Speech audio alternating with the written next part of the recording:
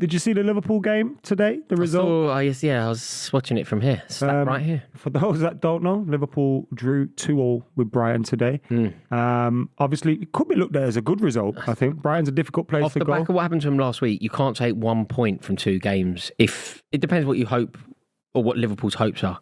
But I think off the back of dropping points last week, despite the fact that I think they were totally robbed, they needed a result today. It's not a good look, is it? Especially being in a winning position like they were. The only thing is, we're watching, as we are covering this topic, City aren't winning the game. City lost last week. So Liverpool haven't lost too much of a numerical advantage in that regard. No, but what you've managed to do, this is probably your most difficult game of the season. Yeah. Going away to Arsenal is possibly Man City's one of Man City's most difficult games of the season, and you get it out of the way. So if you get your most difficult game out of the season out of the way, and you take a point from it, I think it's kind of job done. Also, City don't have to win this. No, I don't think so. I think Arsenal have to win it. But if we take a point for Liverpool, Brighton's one of the best sides in the league. They missed big chances as well to win the game. So actually, Liverpool got away a little bit. You could argue they were behind though.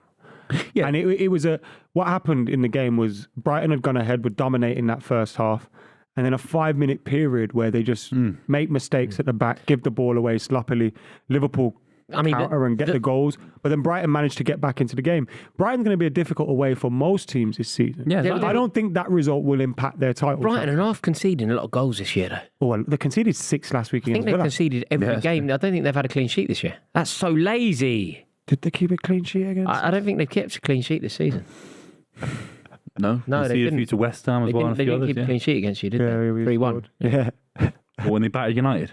Yeah, 3-1. Yeah, less said about that. But you know what I mean? Like, I don't think it was a bad result for Liverpool. But like you say, combined with the result last week, losing 5 points dropped in 2 games, especially if City were to go on and beat Arsenal. This clip is brought to you by Super 6. We are aware there is currently an international break. It gives you time to sit back, reflect on how your team's doing, how Premier League sides are doing. So when Super 6 returns, you can get your predictions even more spot on to win £250,000 every single match round, all for free. That's an incredible offer.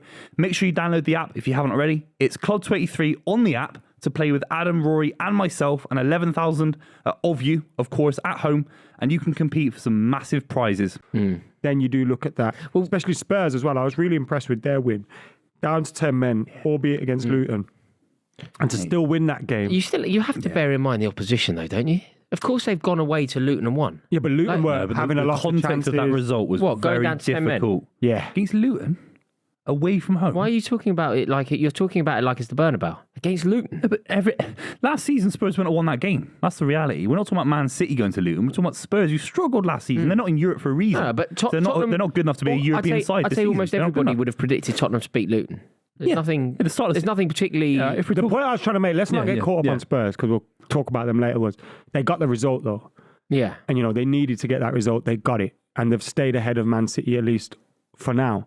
Liverpool dropping these points before this big game. Yeah. Also, ahead of this game, the best result to inspire these two teams and these two teams' sets of fans, like if you're a Man City fan in the away end or you're an Arsenal fan in that clock end, you're going to love the fact that Liverpool dropped points earlier today. Gravenberch seems to have settled at Liverpool quite well, hasn't he? I know we've seen the other fella as, what's his name? Hungarian fella. Why is his Szoboszlai. He's settled really well. Gravenberch has didn't get him really in the game enough today, Szoboszlai, I didn't think. Needed to get him more on the ball. McAllister also, like Brighton seemed to let him get the ball and then just close him down. Well, people have been slagging him off on Twitter saying that it was his fault. I think the ball into him from Van Dijk was a hospital pass, and then Alisson was way off his line. I don't think Brighton's goal was culpable because of McAllister. I thought he had a decent game, actually. I thought he was running things at But that is where I think Liverpool's, even if you compare that position with Chelsea, for example, who have got Caicedo, Lavia, the players that they were going after, like having one of those players in that position makes you a much more likely outfit for the title. If you're looking at it from Liverpool's perspective of winning the league, like having McAllister there, He's a very good midfielder, great all-round midfielder, but he's not that guy. Well, they'll think Endo's that person who's coming as well. They signed Endo from Stuttgart, so they'll think he's viable to be that person. He's just adjusting. I mean, Lavia's not even in the league, though, is he? No, I agree. I don't think it's the right signing to win the league, but Liverpool have loads of gaps in that squad when they won the league in the COVID years. They had so many gaps in that squad. They're never going to be the Man City perfect billion-quid squad. They're just not. I don't think it's as bad as people are making out. 1 point from 6. I don't count 3 of the points because they got robbed, literally one of the worst robberies ever in football in Premier League history. Agreed with you, but I agree with you completely. They did, and they should have 3 more points probably, depending on how that game goes. I feel like the momentum, if that Diaz goal had stood, would have gone Liverpool's way. But they were robbed and they don't have those points. So they needed the points today. That's true. No, I still like Liverpool. I think they showed more mentality with 9 men than many big sides have shown in the Premier League this season. I thought they were fantastic with 9 men. They could have even won the game with 9 men. So I think they're really close to being. Do you think that result, side. Do you worry for them that the result and the context of what happened to them at at White Hart Lane is going to be a problem? Do you think it could? Sometimes when the travesties of justice happen, you struggle to recover from it. You struggle. It affects you. It affects your form. It affects the way that you feel about the game. It affects your application. Do you think what we saw, like that blatant injustice that we saw at Tottenham against Liverpool, is going to affect? But do you think, for example, it had an effect on them today? Was there a hangover? I think Brighton's a really tough away day, and coming away from Brighton are in terrible form, Booth. Chelsea have beaten Brighton in the Cup and they've conceded 6 to Villa. Yeah, they're still punching into the European places. They're still top side when they get on the ball. And they were good today, Brian. You can't deny that. Yeah, but do you think that there is any... Has the result at White Hart Lane had any bearing on the result today at the Amex? Yeah, maybe a momentum type of thing. That's what I'm saying. Like going into it and the confidence and stuff. Well, Curtis Jones not being available, is that a thing as well that we have to talk about? Yeah. The red card.